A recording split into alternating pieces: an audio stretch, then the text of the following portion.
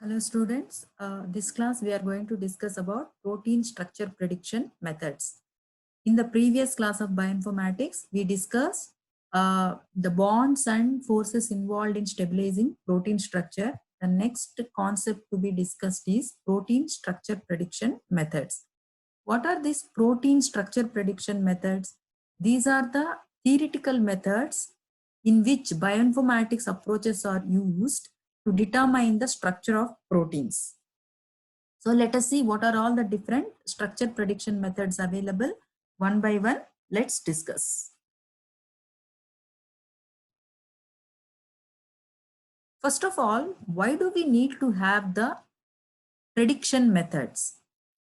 If you know the methods available for determining protein structure, I mean to say the experimental methods available for determining protein structure are X-ray crystallography, NMR spectroscopy, and electron microscopy. These things, if you remember, I had discussed while discussing about the introduction and applications of bioinformatics, the very first class of bioinformatics.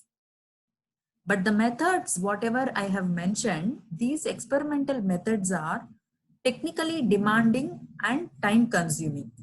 So what happens, the rate at which by using these methods we can determine protein structures is very slow. But whereas the sequences are determined at a very higher rate.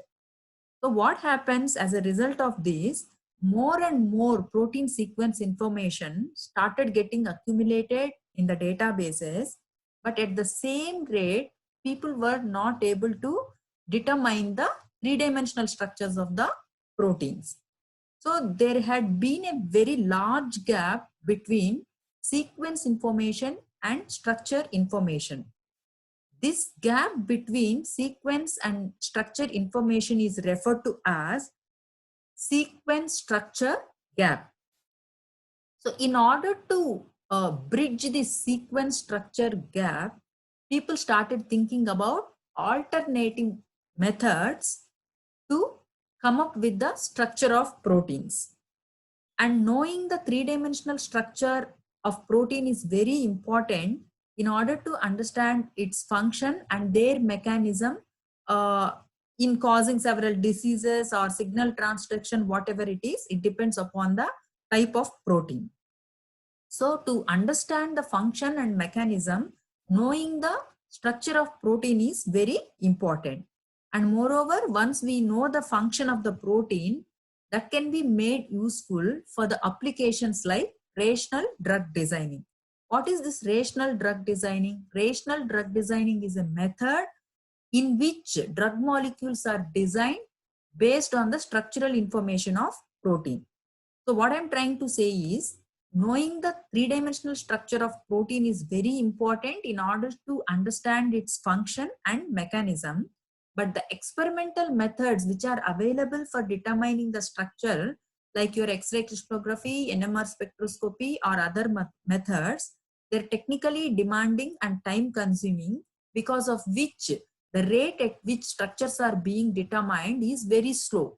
But in contrast to that, sequence information is getting accumulated in a larger quantity. So there had been a gap created between sequence and structure information. To fill up or to bridge this gap, alternate strategies for determining the protein structure prediction had been thought about.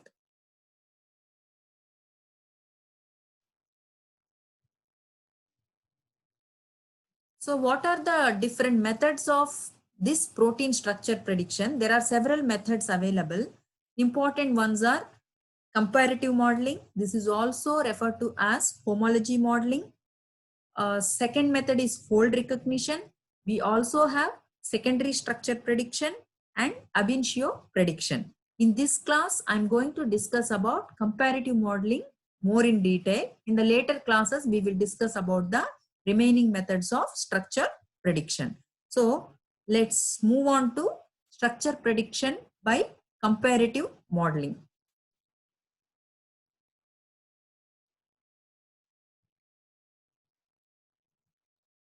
What is the theoretical basis for this comparative modeling method of structure prediction? If the sequences with more than 25% identity in an alignment of more than 80 residues adopt the same basic structure, meaning if there are two sequences with the identity more than 25%, if they are aligned and the number of residues present in the sequences are 80 and above, they are likely to have the similar structural conformation. To put it in simple words, similar sequences tend to have similar three-dimensional structure. This is the fact on which this comparative modeling method had been developed. As I told you, this comparative modeling method is also known as homology modeling. If you look at the syllabus in the third unit, it's given as comparative modeling, homology modeling, prediction of three-dimensional structure of protein. All this is, the same method they are talking about. Whether it is homology modeling, comparative modeling, or the prediction of three-dimensional structure of protein, all this means whatever we are discussing in this video. As I told you, this is the method for predicting the three-dimensional or tertiary structure of protein. So let's look at the things that are required to predict the protein structure. So we are going to discuss this under the heading ingredients. What are all the requirements for the prediction of protein structure by this comparative modeling method? The first important requirement for this comparative modeling is an alignment between a sequence of unknown structure. This sequence of unknown structure we refer to as target. This is the sequence for which protein structure needs to be determined, and it also requires one or more known structures. These known structures which we are going to use for this method are referred to as template. So basically we need the alignment of template and target. What is template? Template is the sequence of known structure of proteins, whereas target is the protein sequence for which we need to determine the structure. We have to produce an alignment of this target and template. This template could be more than one. This template is nothing but the similar protein sequence with your target sequence, but the condition is that this template should have the determined protein structure. And another condition, the template should have more than 25% of sequence identity with respect to target. Two conditions. We need to have the template for this comparative modeling. This template is nothing but the protein which has at least 25% identity with respect to your target sequence.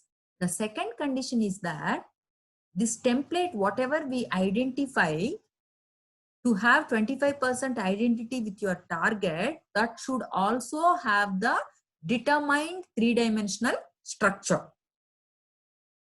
If we are able to identify these template structures, then this structural information of these templates can be used to predict the three-dimensional structure of your target protein sequence. How do we identify these template structures? These template structures can be found by standard sequence similarity search methods. There are certain sequence similarity search methods available. What are the sequence similarity search methods available, and how do these methods work? All those principles and algorithms we will be discussing in the later classes. For the time being, you just understand that there are sequence similarity search methods available. Just for your information, let me just quote. The sequence similarity search methods available for this purpose are FASTA and BLAST. So these are the methods by which you can scan the databases or search the databases to find the similar sequences with respect to your query sequence. So using such sequence similarity methods like your FASTA and BLAST, you can find out the template structures which have got at least 25% identity with respect to your query sequence. And one more thing to clarify here, the other condition for the template structure is that it should also have the determined three-dimensional structure.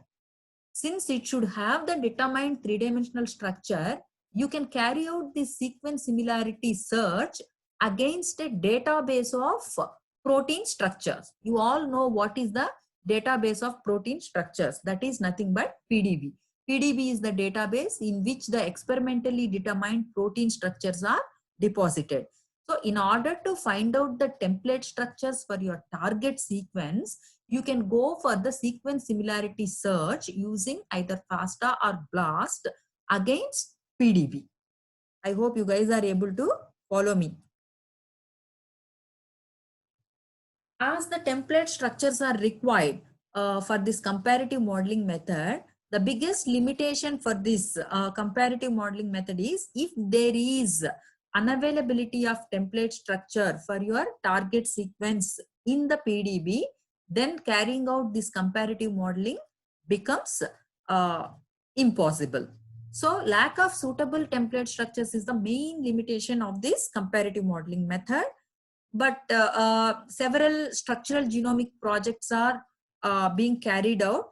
As a result of the structural genomic projects, many more protein structures could have been deposited in the PDB.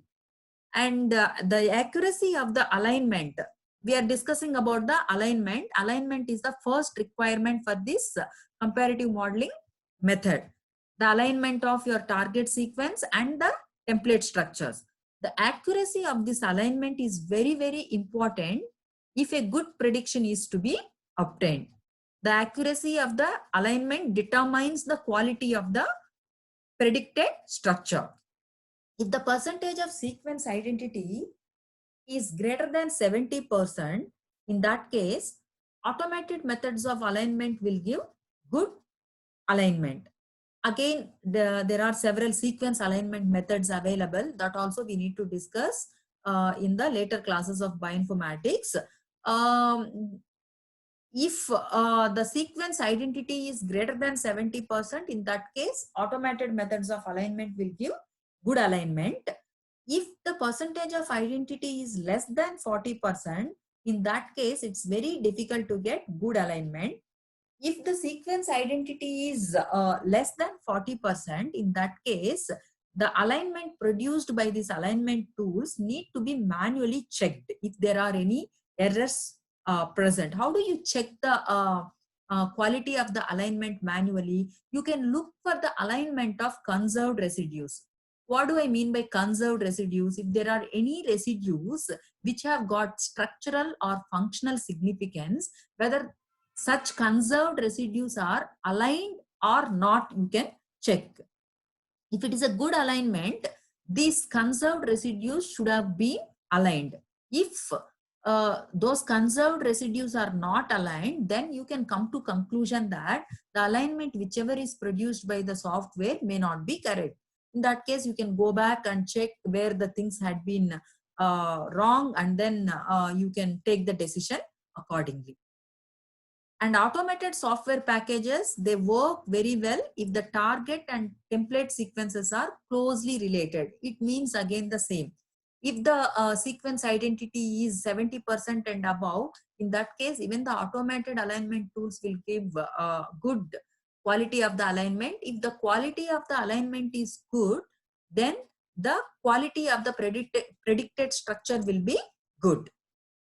So, if the target and template sequences are closely related, that means they are closely, that means if the percentage of identity is more, in that case, these automated software packages work better.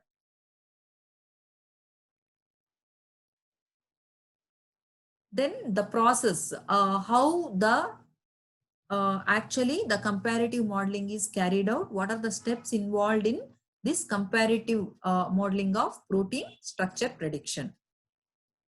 The known structures are used as basis of prediction as we discussed so far, the template structures are the basis by which the prediction of the target sequence is carried out.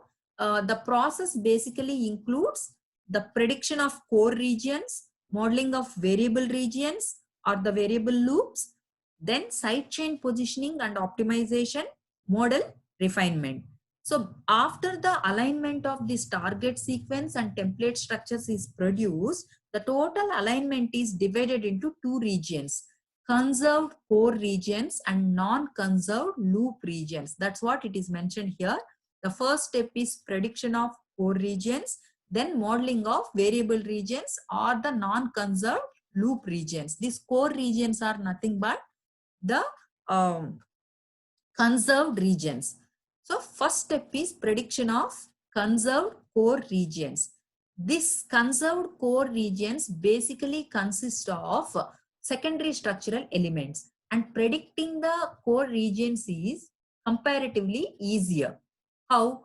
Since these core regions are conserved, the structural information from the template structure is directly applied on the target structure. That means since these are conserved, right away you can take the atomic coordinates positions from the template structure and it will be applied on to the target sequence to come up with the structure.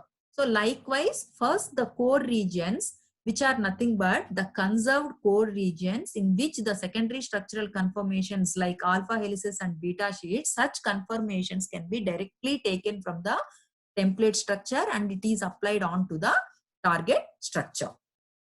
Then comes the modeling of variable regions. So this diagram, it shows the schematic representation how the comparative modeling is done.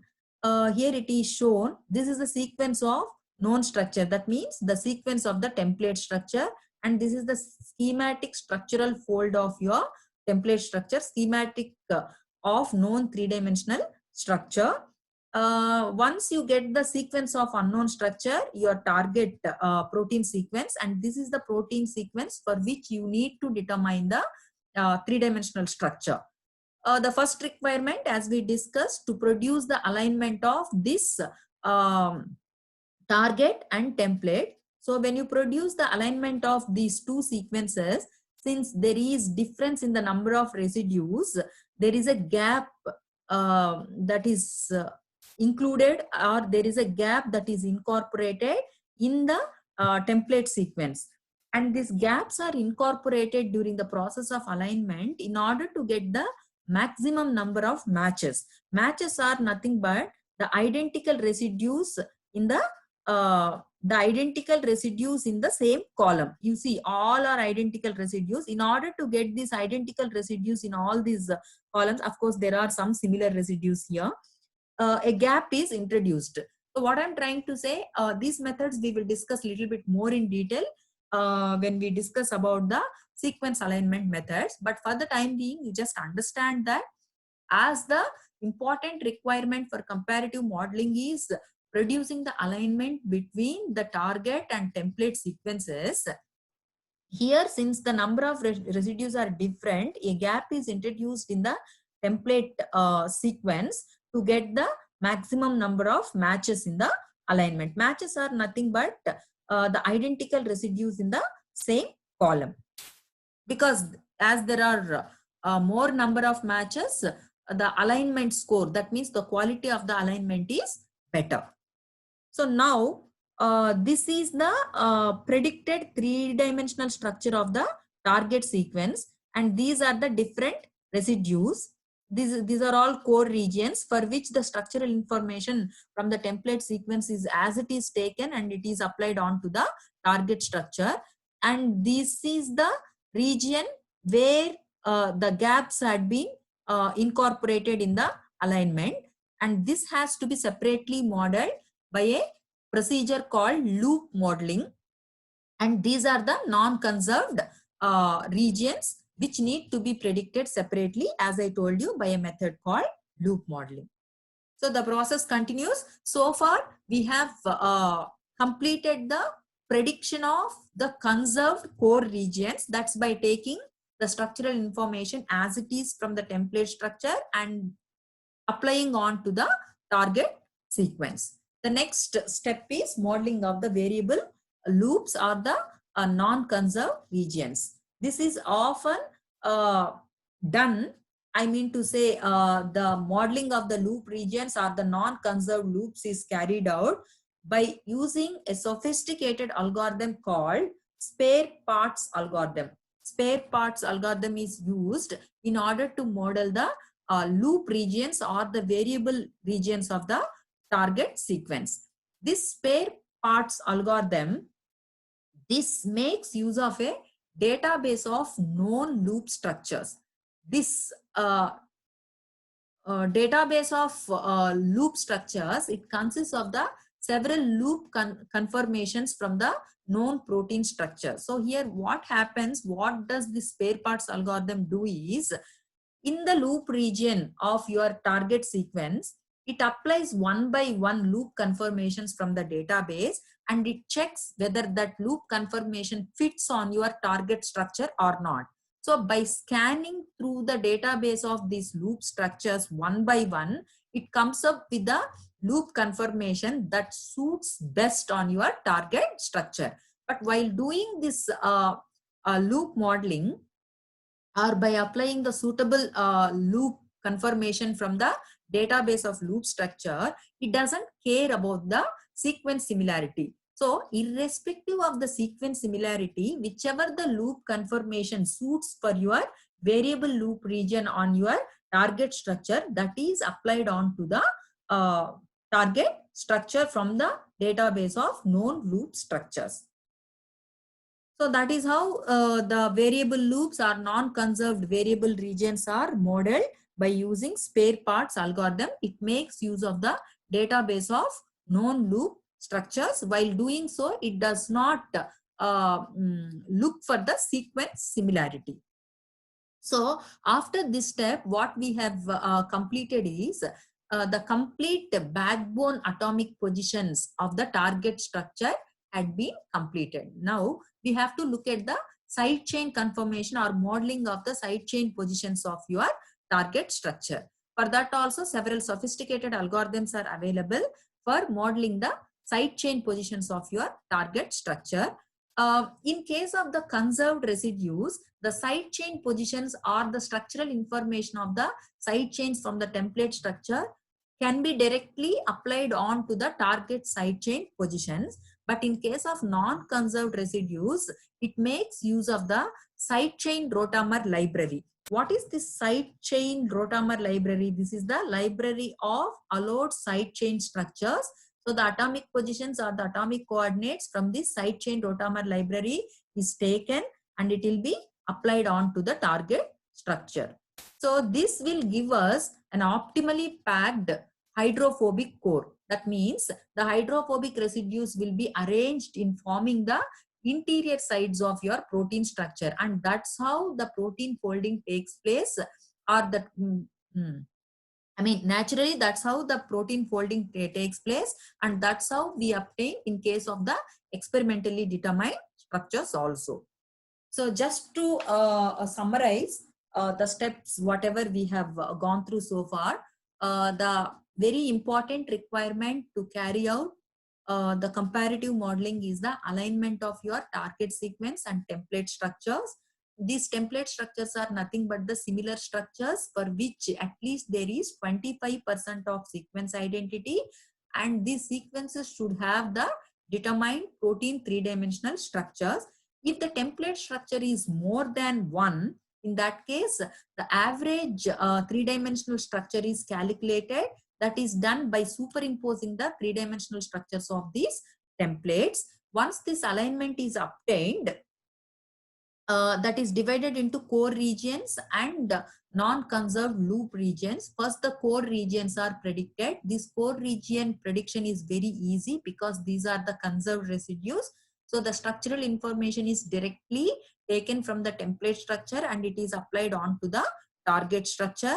Next, the loop region modeling. This is comparatively difficult because these are non-conserved regions. For this spare parts algorithm is used, which makes use of database of known loop structures. So whichever the loop conformation suits for the loop region of your target structure, that will be applied onto the target structure. So at this stage, the complete backbone atomic positions are predicted for your target structure. Next comes is the side chain atomic positions prediction. Here also the conserved residue side chain positions are directly taken from the template structure. But in case of non-conserved residues, it makes use of side chain rotamer library, which is the library of allowed side chain structures. This gives the optimally packed hydrophobic core. These are the steps involved in comparative modeling of protein structure prediction. Coming to the accuracy part of it, how accurate the predicted structure will be. It is controlled totally by the quality of the alignment. As I told you, sometimes you may have to check manually how accurate the alignment is by checking the alignment of structurally and functionally important residues. Always the good alignments yield good predictions with most of the software packages available. And when you compare several prediction methods available, of all the prediction methods, comparative modeling seems to be the most accurate prediction method. And also the accuracy is measured by RMSD. This RMSD is root mean square deviation. This root mean square deviation is nothing but the difference between alpha carbon atoms of the experimentally determined structure and the predicted structure, and the structures that have got the RMSD less than 1 angstrom unit are considered to be good quality structure. But when you produce the structures by this comparative modeling method or theoretical prediction methods, the structures having the resolution, or I mean the structures having the RMSD in the range of 2 to 3 angstrom are considered to be good quality structure. So what I'm trying to say is, when you come up with the structures by these prediction methods, obviously the quality is compromised, but as an alternative to the experimentally determined structure, you can always go for this structure prediction methods.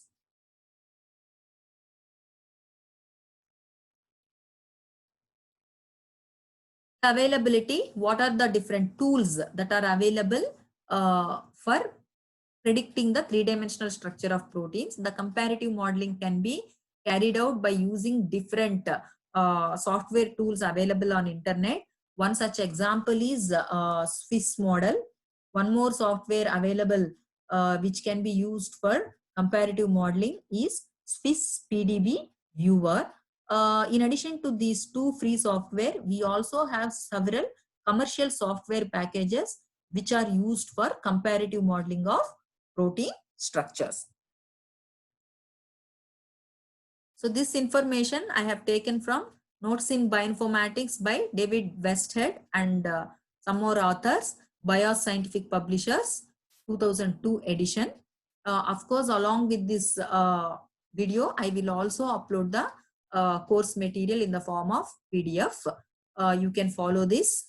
I hope you are able to follow this class. What I discussed in this class is what are protein structure prediction methods, why at all one has to go for structure prediction. As I explained, since the number of experimentally determined structures are very limited because of the limitations of experimental methods, as an alternative strategy, people started working on prediction methods, which is a theoretical means for developing the structure of proteins, not only three-dimensional structure. In this class, whatever we discuss, that is comparative modeling method or homology modeling method, this is the method for predicting the tertiary structure of protein. We also have methods for secondary structure prediction that we will be discussing in the later classes. So all the methods I have listed out: comparative modeling or homology modeling, fold recognition, secondary structure prediction, and ab initio methods. In this class, basically, I discussed about comparative modeling method, for which producing alignment is very crucial step. and it also requires the availability of template for which at least 25% of sequence identity and the experimentally determined three-dimensional structure should have been available in the database. When that is available, using the sequence similarity search methods, you can find out the homologous templates for your target sequence. Once the alignment is produced, core regions are predicted, then non-variable loop regions are predicted. Core regions, directly structural information is applied onto the target structure, whereas for loop modeling, spare parts algorithm is used. Later, sidechain atomic positions are modeled. In case of conserved residues, directly from the template structure, it is applied onto the target structure. But in case of non-conserved residues, rotamer library sidechain conformations are used. And then coming to the accuracy, definitely the accuracy depends on the quality of the alignment. Sometimes manual checks are required in order to inspect the quality of the alignment. Always the alignment quality will be good if the percentage of identity of your template is more than 75%. Then one more important point, for further refinement of the, see, after the sidechain positions are predicted, you have the preliminary model available. You can go for refinement of the model also. There are certain methods by which you can subject the model structure for energy minimization. When you subject the structure to energy minimization, it produces a comparatively lower energy model which has got the better stability. And in terms of accuracy, I told definitely it depends on the quality of the alignment. Accuracy can also be measured by RMSD, root mean square deviation. The predicted structures with RMSD in the range of 2 to 3 angstrom units is considered to be a good quality structure. Then at last, I also listed out the tools available for this comparative modeling. Swiss model, SwissVDB Viewer are freely available software which you can use for comparative modeling. In addition, you also have several commercial packages. This is very, very important question examination point of view. Many times they just ask, explain the protein structure prediction methods. In that case, all the methods we are going to discuss in this in the later classes, and this class together you have to give the overall information. But many times they also ask separately the comparative modeling method of protein structure prediction. In that case, whatever we have discussed in this class in detail, you have to explain. Thank you very much. All of you attend the class without the fail. If you have any doubts, you can post your doubts on post chat. Thank you.